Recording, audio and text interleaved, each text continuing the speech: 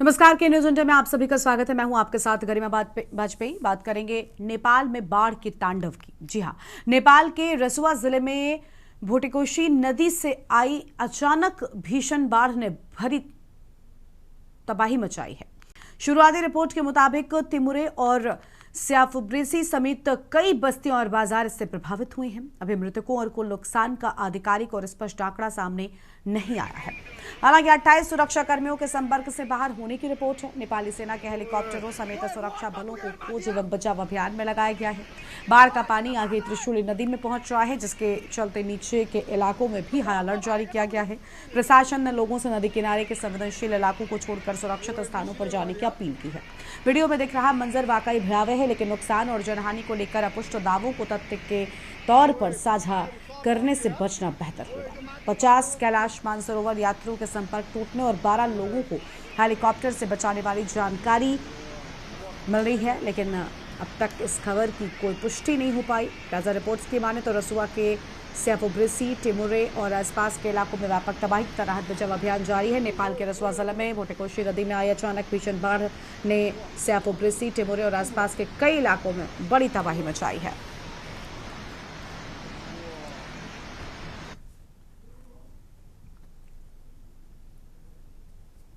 तो इन तस्वीरों को देखकर आप अंदाजा लगा सकते हैं कि बड़ा नुकसान यहां पर जरूर हुआ। कई बस्तियां और बाजार भी इससे प्रभावित हुए हैं। रसुआ में स्थिति अभी भी संवेदनशील बनी हुई है।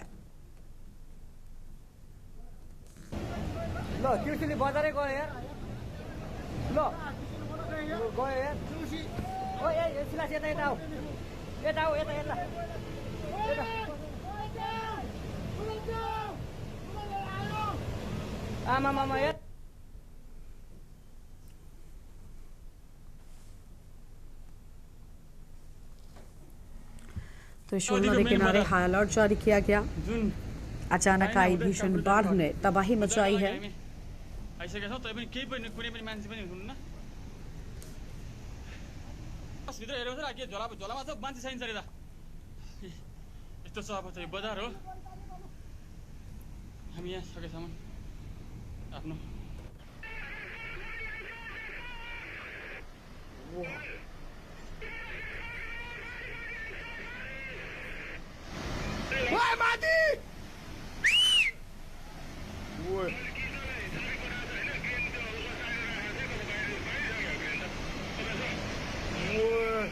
रोडमा पुगेर माथि यार वा छिटो भाग त्यो बाउन्ड नभएका त बुझी ओए मिसिने लग्यो यार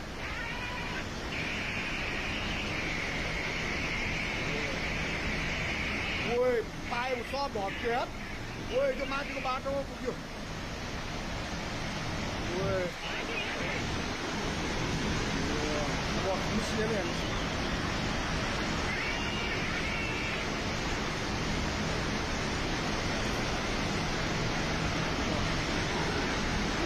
बोलेर गयो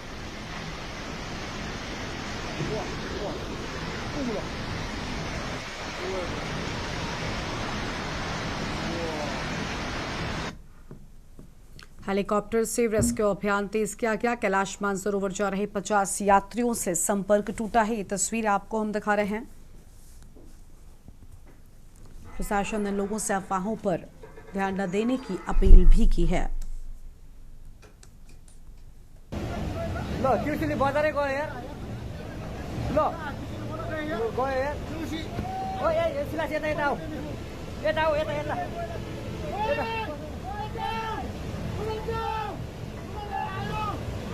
आमा मामा यार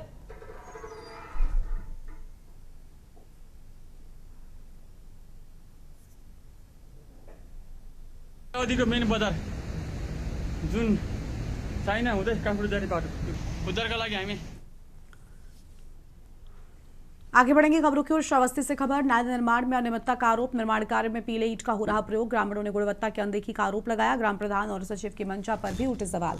निर्माण कार्य की जांच कराने की उठी मांग। सिरसिया ब्लॉक के जमुनी कला गांव का पूरा मामला सामने आया है। बड़ी जानकारी आपको बता रहे हैं। आम खबर आपको बता दें,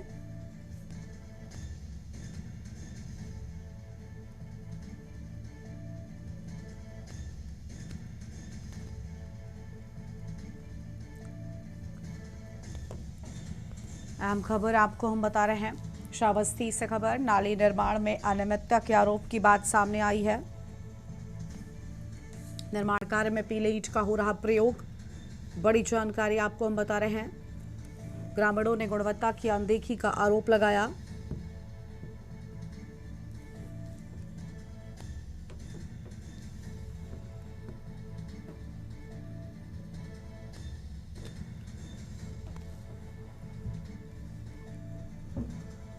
ग्राम प्रधान और सचिव की मंशा पर उठे सवाल। निर्माण कार्य की जांच कराने की उठी मांग। अहम जानकारी आपको हम बता रहे हैं।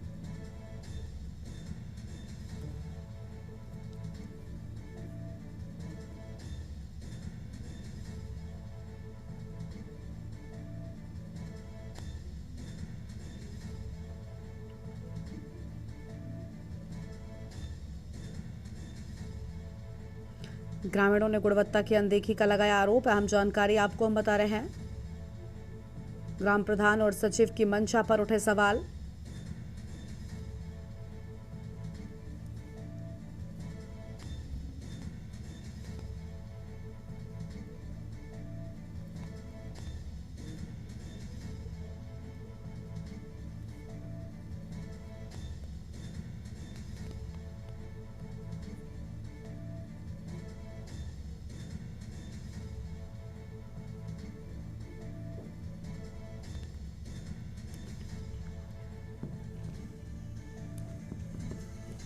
निर्माण कार्य में पीले ईंट का हो रहा प्रयोग। अहम जानकारी आपको हम बता रहे हैं।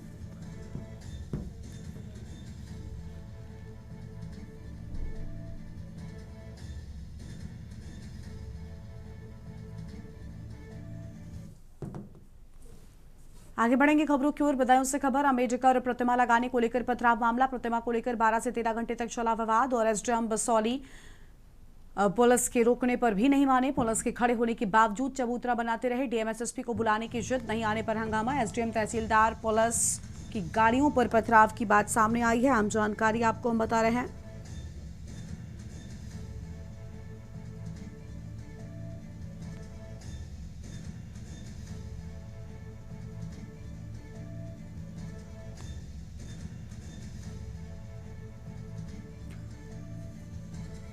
पथराव में करीब आधा दर्जन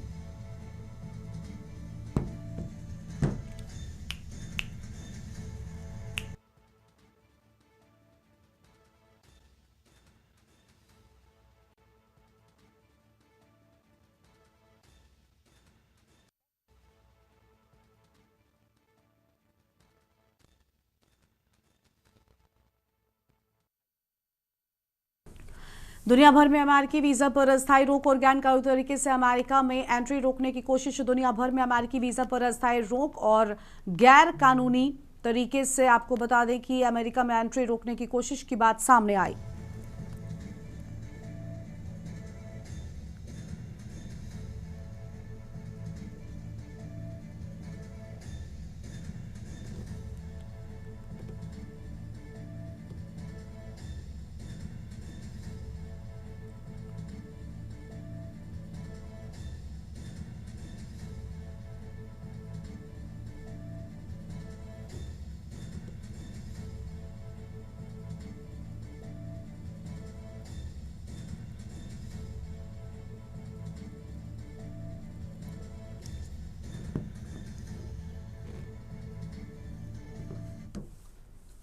आगे बढ़ेंगे खबरों की ओर और नई दिल्ली में पंजाब की कृषि उपज की खरीद, भंडारण और रखरखाव से जुड़ी सरकारी व्यवस्था में कथित बहु 100 करोड़ रुपए के घोटालों और सरकारी धन को हुए नुकसान का मामला सामने आया है। मामले में एफआईआर नंबर 11/2022 के विसल ब्लोअर गुरप्रीत सिंह ने केंद्र सरकार से पूरे प्रकरण की निष्पक्ष, स्वतंत्र और उच्च स्तरीय जांच केंद्रीय अन्वेषण ब्यूरो यानी सीबीआई से कराने की मांग की है। गुरप्रीत सिंह का आरोप है कि भारत सरकार की ओर से पंजाब सरकार को कृषि उपज की खरीद, भंडारण और रखरखाव के लिए दिए गए अधिकारों का गंभीर रूप से दुरुपयोग किया जा रहा है।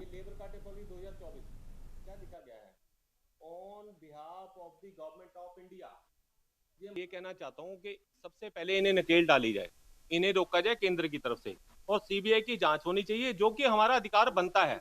हम टैक्स पेयर हैं, हम नागरिक हैं, हम किसी भी बंधन में बंधे हुए कि पंजाब सरकार कोई भी मता पास कर ले तो उसकी वजह से ना सीबीआई जाए ना सीएजी, ये नहीं होगा।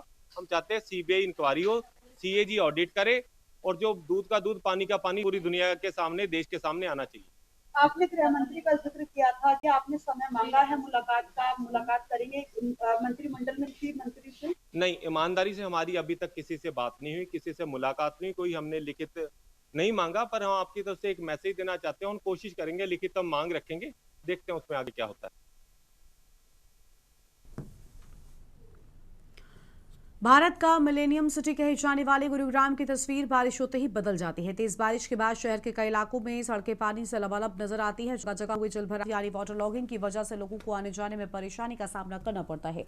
सबसे ज्यादा दिक्कत दोपहिया वाहन चालकों और पैदल राहगीरों को होती है, जिन्हें पानी से भरी सड़कों के बीच से होकर गुजरना पड़ता है। और गुरुग्राम की चमकती सड़कें और आधुनिक इंफ्रास्ट्रक्चर के बीच बारिश के बाद सामने आने वाली ये तस्वीर जल निकासी व्यवस्था पर सवाल खड़े करती है। हर साल बारिश के मौसम में जलभराव की समस्या लोगों के लिए परेशानी का सबब बनती है।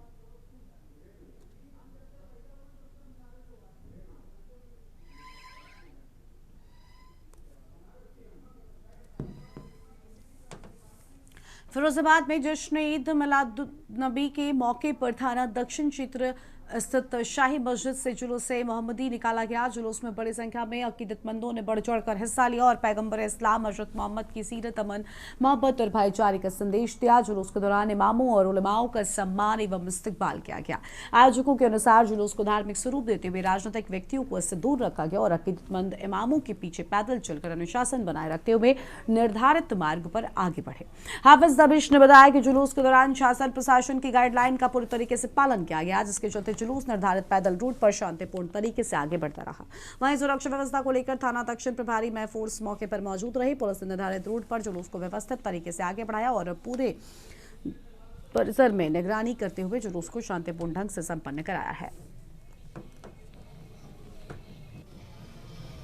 पुलिस अधीक्षक महोदय जनपद बादा के कुशल नेतृत्व एवं अपर पुलिस अधीक्षक महोदय के निकट पर्यवेक्षण में अपराध एवं अपराधियों के रोकथाम हेतु चलाए जा रहे अभियान के तहत आज दिनांक 24-25 अगस्त 2026 की रात्रि को थाना नारायणी पुलिस टीम द्वारा प्रभावी दबिश की कार्रवाई करते हुए एक अवैध शस्त्र फैक्ट्री का सफल भंडाफोड़ किया गया है तथा कुल 2 अभियुक्तों को पुलिस हिरासत में लिया गया है। इनके कब्जे से निम्न चीजें बरामद हुई हैं, जिसमें कुल 9 देसी तमंचा, 6 315 बोर, 1 12 बोर चालू हालत में एवं 2 अर्धनिर्मित हालत में, 2 जिंदा कारतूस 315 बोर एवं तमंचा बनाने के उपकरण जैसे स्प्रिंग, छैनी, रेती, दौकनी, पंखा, ड्रिलिंग मशीन, ग्राइंडर इत्यादि।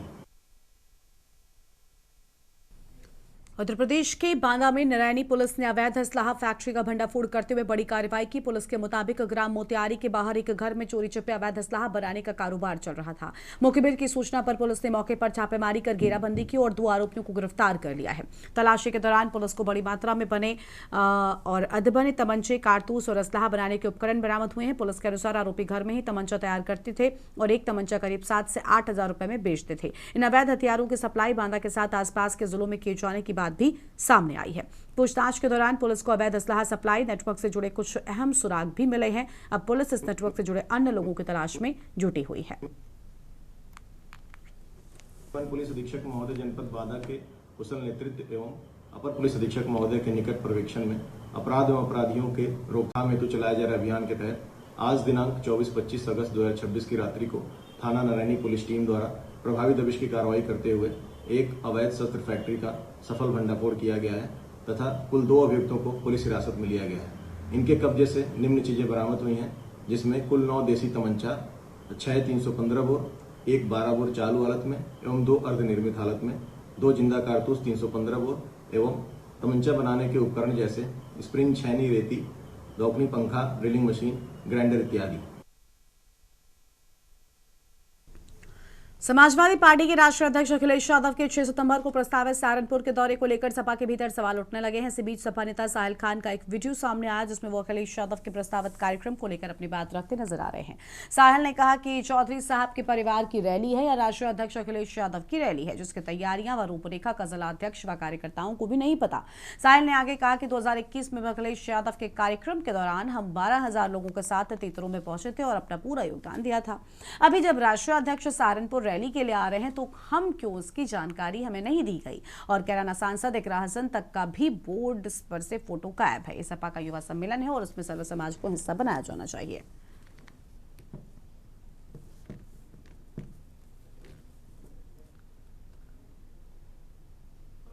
हमें सुनने में आ रहा है कि 6 सितंबर को हमारे माननीय राष्ट्रीय अध्यक्ष, हमारे जो नेता हैं, वो सहारनपुर में तशरीफ लेके आ रहे हैं। अब मुझे समझ में ये नहीं आ रहा है कि ये रैली जो है ये चौधरी परिवार की रैली है या समाजवादी पार्टी की रैली है। अगर ये समाजवादी पार्टी की रैली है तो हमारे जितने भी यहाँ पे हमारे वरिष्ठ नेतागण हैं उनको पूछा जाए। आप संगठन को नहीं पूछ रहे हैं। नेता वो सबके हैं तो सबकी जिम्मेदारी बनती है कि उनके प्रोग्राम में दिलो जान से हम लगे, जैसे कि मैं 2021 के प्रोग्राम में लगा था। श्रावस्ती में जिलाधिकारी अन्नपूर्णा गर्ग ने प्राथमिक विद्यालय भिट्टी का औचक निरीक्षण कर विद्यालय की व्यवस्थाओं और शैक्षिक गुणवत्ता का जायजा लिया। निरीक्षण के दौरान बच्चों की कम उपस्थिति मिलने पर डीएम ने कड़ी नाराजगी भी जताई और प्रधान शिक्षक को जमकर फटकार लगाई है। कई दिनों से अनुपस्थित चल रहे शिक्षा मित्र के खिलाफ कार्रवाई के निर्देश भी दे दिए गए हैं।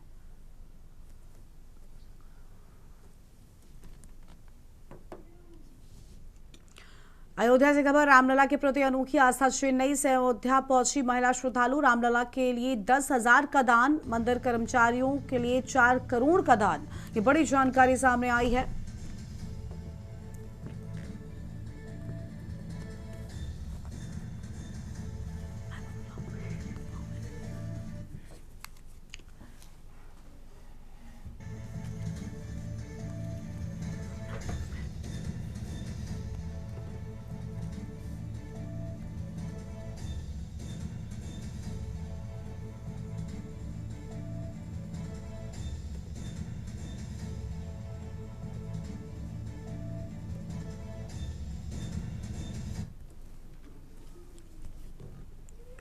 लखनऊ से खबर है, जनजी युवाओं को योगी सरकार का बड़ा तोहफा। सरकार 25 लाख टैबलेट मुफ्त बांटेगी। पढ़ाई से रोजगार तक के लिए डिजिटल मदद और 2,374.60 करोड़ रुपए के बजट के प्रावधान की बात सामने आई है। बड़ी जानकारी आपको बता रहे हैं, जहां पर सरकार की ओर से बड़ा कदम सामने आया है।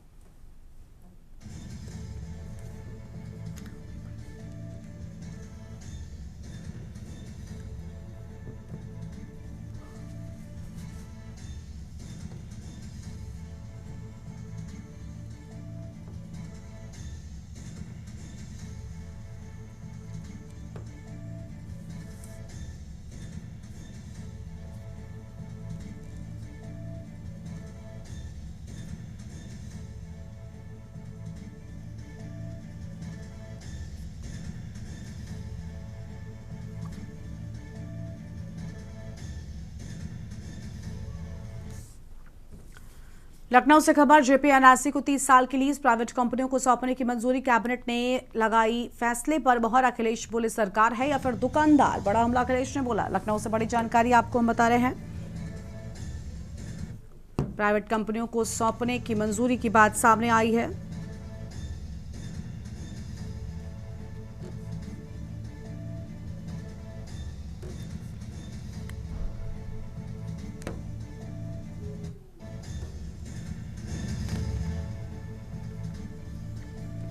जेपीएनआरसी को इसकी बात सामने आई। लखनऊ से बड़ी खबर, प्राइवेट कंपनियों को सौंपने की मंजूरी। कैबिनेट ने लगाई फैसले पर मुहर।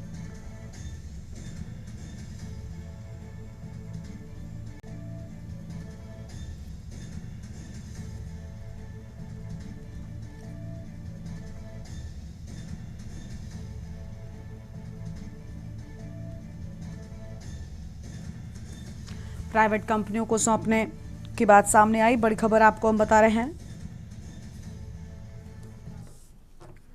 लखनऊ से खबर, बुजुर्ग महिलाओं को योगी सरकार का तोहफा, रोडवेज बसों में आजीवन मुफ्त यात्रा, सीएम करेंगे विशेष बसों को फ्लैग ऑफ, 60 साल की महिलाओं को आजीवन निःशुल्क बस यात्रा।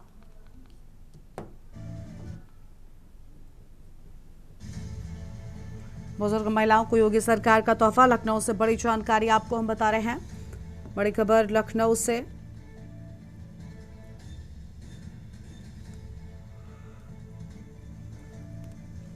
सीएम करेंगे विशेष बसों को फ्लैग ऑफ, अहम जानकारी आपको हम बता दें।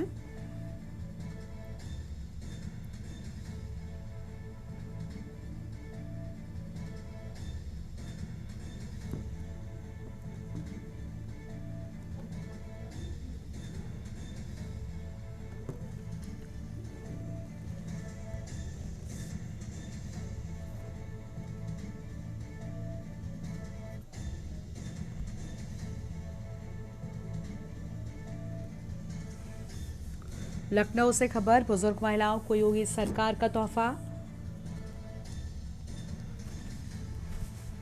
रोडवेज बसों में आजीवन मुफ्त यात्रा की बात सामने आई।